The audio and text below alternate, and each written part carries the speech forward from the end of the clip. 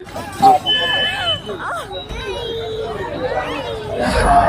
सांगाल, काय नेमकी घटना घडली आहे? नमस्कार, माझं नाव अमोल कस्तूर ठाकूर, राहणार मानपाडा सोनारपाडा गाव डोंबिवली ईस्ट. आमच्याकडे एक जागेचा वाद चालू होता. आमचे परस्पर आमच्या जागे विकलेली आहे. एक यशवंत ठाकूर म्हणून आमचे कुटुंबदार आहेत, त्यांच्या नावाने त्यांनी खोटं पेपर जोडून तो सातबारा त्यांच्या नावाने घडून घेतला.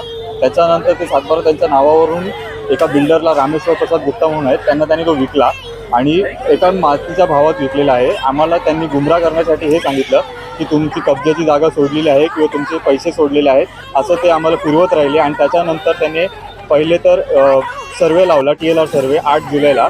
ते आम्ही हरकती घेऊन त्याला आम्ही फेटाळला. लगेच 15 दिवसाच्या आत त्याला दुसरी सर्वेची तारीख मिळाली 22 तारखेला.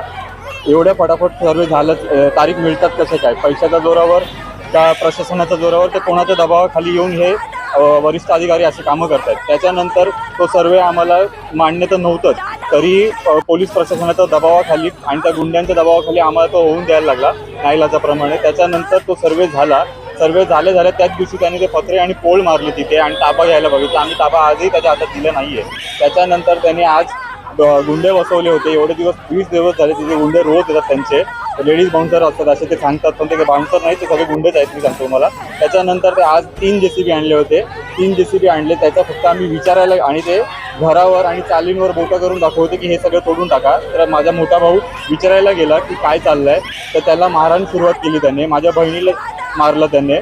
बहीण माझी त्या चाळीच्या रूममध्ये उभी राहिली की तोडू नका, जे काय असेल ते आपण वाद विटूया, काय हे असेल बोलणी करूया. तर त्यांनी त्याच्यावर काही हे नाही केलं, रिॲक्ट नाही केलं. आणि प्लस ती रूममध्ये उभी असताना त्या रूमवरती JCBने पांगडा मारला आहे. त्याच्यानंतर त्या लेडीज ज्या होत्या त्यांच्या बाजूने आल्या होत्या, त्यांनी तिचे कपडे वगैरे फाडले. त्या जेंट्सचे कपडे तिच्या अंगाला हात लावलेला आहे. त्याच्यानंतर ते सगळे कपडे फाडून तिला अक्षरशः तिला हे ओरबाटच आणली आहे. माझ्या भावाला त्यांनी बांबूने फटका मारला, ते बांबू तुटला तिथे. परत दुसऱ्या भावाच्या पायावर तोंडावर मारायला आणलेली दगड होती, ती चुकून त्याच्या पायात पडली. तो तिथे आता शास्त्रीनगरला ॲडमिट केलं आहे त्यांना सगळ्यांना.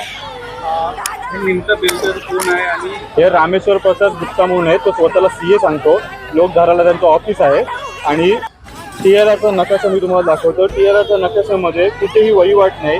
जर त्याची वहिवाट आमचं घर नाही येत त्याच्या जागेत, जर चाली येत नाही, मग तो का म्हणून तोडत होतं तिथे. हे बघा, एकदम कोरा दाखवतोय तो सर्वेमध्ये. KDMCच्या प्रशासनात त्यांना तिकडे दबाव आणतो आमच्यावर. हे सगळं त्यांचं रोजचं कारस्थानी चालू आहे. तुम्ही मानपाडा पोलीस ठाण्यात आल्यात, काय नेमकी तक्रार दिली आणि गुन्हा दाखल झाले? आमची अजून तक्रार घेतली नाही. आमची विनंती एकच आहे, विनयभंगाची तक्रार घ्यावी त्याने आणि अटेम्प्ट टू मर्डरची घ्यावी. कारण की उद्या आम्ही आता इथनं घरी गेल्यानंतर आमच्यावर काय होईल काय सांगता येत नाही.